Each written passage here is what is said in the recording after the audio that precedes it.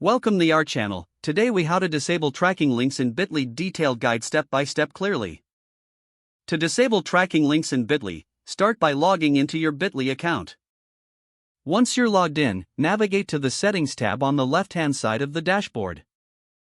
In the Settings menu, look for the Link Settings option. Click on Link Settings to access the tracking options for your links. In the Link Settings section, you will find a toggle for link tracking. To disable tracking, switch the toggle to the off position.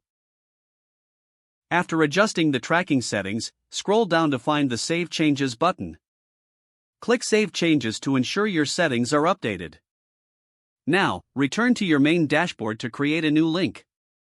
When you create a new link, it will automatically follow the settings you just configured. To confirm that tracking is disabled, generate a new short link. After generating the link, click on it to preview and ensure tracking is turned off. This completes the process of disabling tracking links in Bitly. Feel free to manage your links as needed following these new settings. If the page does not load, refresh the browser or try again in a private or incognito window. Make sure you are using the correct email address, then retype it carefully to avoid small typos. If your password is not accepted, use the reset option and create a new strong password you can remember. Check your spam folder for verification or security emails, then complete any requested confirmation steps. Enable two-factor authentication if available to improve account security and reduce unauthorized access risk.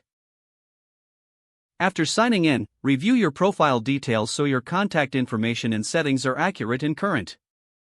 If you see an error message, note it down and try again after restarting your device and internet connection.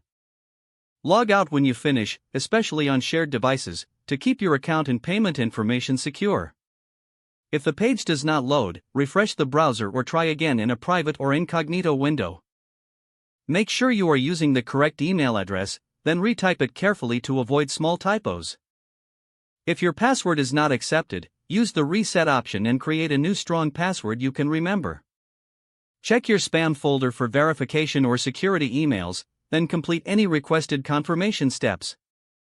Enable two-factor authentication if available to improve account security and reduce unauthorized access risk.